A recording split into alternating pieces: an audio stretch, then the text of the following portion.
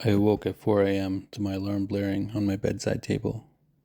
I rolled over and clapped my hand down on the snooze button before deactivating the alarm. I swung my legs over the edge of the bed and got up and walked to the bathroom. My stepfather passed by my room as he walked down the hallway.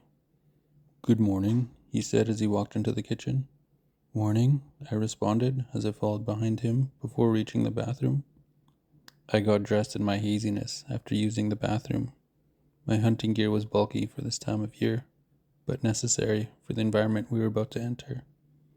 I pocketed my satellite phone, wallet, and keys before leaving my room with my boots in hand.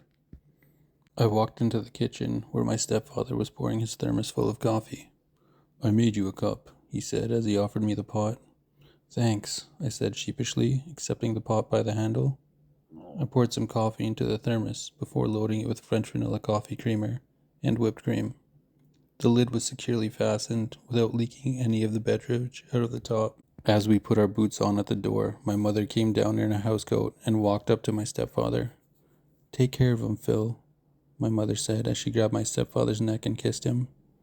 "Of course, honey," said my stepfather. "I'll make sure we both have a great weekend." "I'm serious," she said. "That's my baby you're taking out there." "Mom, I'm 17, I said. "I'm not a baby."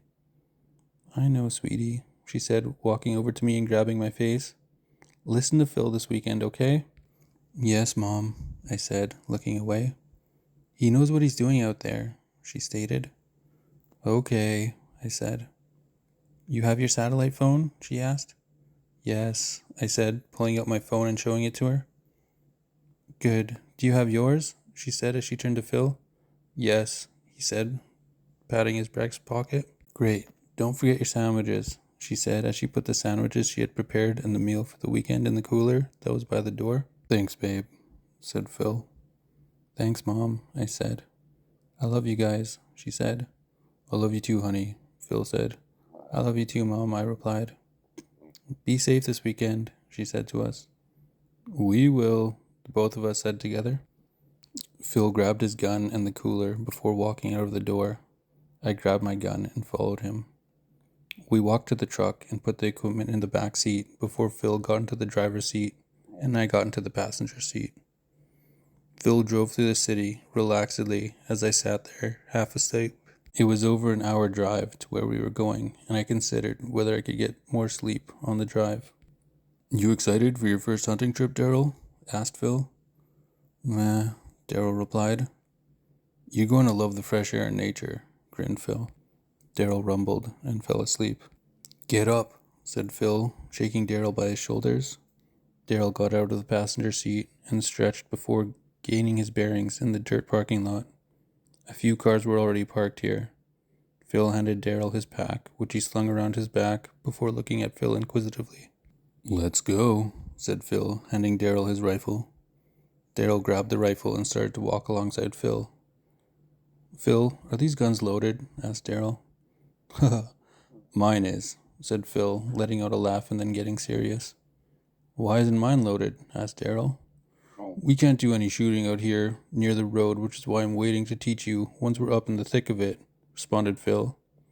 "Then why is yours loaded?" asked Daryl. "If we were to run into any wild animals, I have my weapon to fend off any threats," said Phil. "Since you're a novice, I want to avoid any misfirings before you can get your training." Replied Daryl, still waking up. Phil led them down a trail and explained the history of hunting as they went. The trail led them to the river, and they continued along the river, walking upstream. "Typically, hunters would walk along the river to hide their scent from the animals, as well as sneaking up on a drinking animal while they are moving," continued Phil. "As they walked along the riverbank, their tracks could easily be lost if they walked along the rocks or across the river." Daryl gazed out over the river. It surely wasn't the biggest river he'd ever seen, but he surely didn't want to swim in it. The current appeared very strong. If not for the treacherous water, a boat could easily cruise down it. "Beautiful, isn't it?" asked Phil as he noted Daryl's gaze. Daryl stood stunned, not knowing what to say. "Come on," said Phil, directing him away from the river. "There's a waterfall coming up ahead." Phil and Daryl hiked diagonally from the riverbank. They hiked up some rocky terrain until they climbed onto top of a rock cliff. The trail was easy to navigate, almost like a staircase. The path changed from a steep incline to a gradual incline at the top of the natural staircase. Daryl looked back down at the way they came up. The sun was appearing over the horizon now. The forest came alive as the sunlight hit it. Daryl felt the magic flow through the nature around him while also being sharply aware of a danger. Daryl turned back around to see the forest brightened around him. He felt great waking up now to experience nature warming up. Phil led Daryl along the narrow path back to the river. Daryl could hear the water splash along the banks before he saw the river. He came out of the brush to see the golden sunlight sparkle on the river and the wet rocks. "Beautiful, isn't it?" asked Phil. "Yes, incredible," replied Daryl, hiking up his rifle to get a better hold on it. Phil took a sip from his thermos as he took in the environment.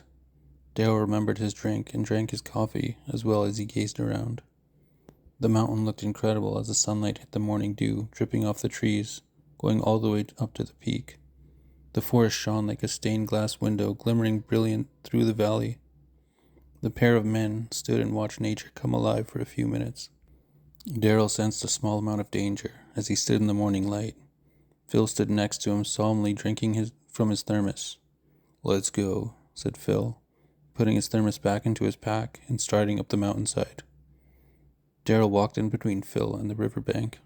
Daryl was suddenly pulled with tremendous speed away from Phil. Daryl hurled through the sky, being pulled by his chest with his limbs flailing behind him.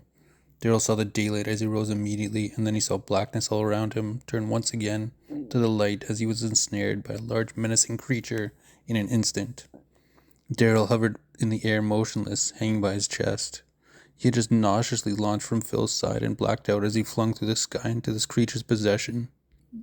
Daryl's mind was completely overwhelmed with recognizing what was happening around him, which caused his mind to shut down. Daryl blacked out to see an 8-foot humanoid creature with the most terrifying head raise his fist over his head.